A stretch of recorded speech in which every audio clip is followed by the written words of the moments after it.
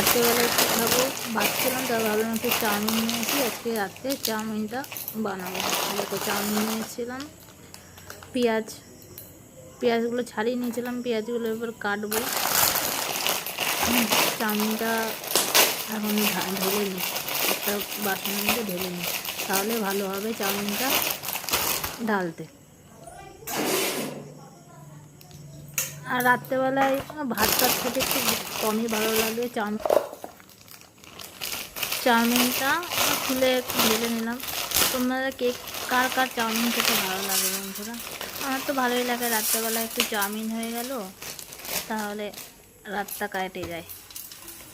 আমার বরকে বললাম তুমি চাউমিন খাবে, বলছে বানাও, আজকে চাউমিন খেয়ে নিই।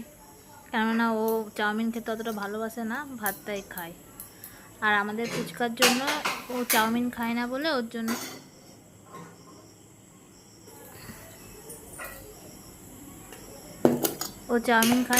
ওর জন্য ম্যাগি বানিয়ে নিয়েছিলাম।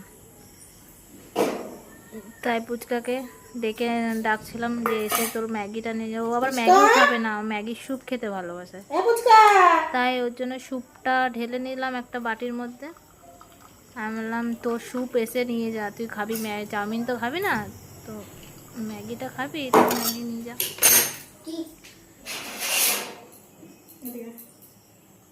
যখন স্যুপ নিতে চলে এসছে, আমি যে একটুখানি চাউমিন ম্যাগি নে, তাহলে শুধু স্যুপ খেলে ভালো লাগবে, একটু ম্যাগি তাহলে খাবে, ভালো খাবে।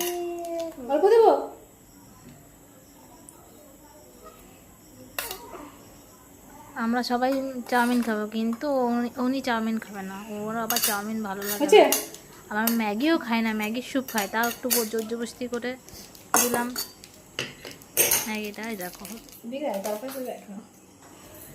ও দুষ্টুমি শুরু হয়ে গেলো, দেখো বন্ধুরা, দেখো।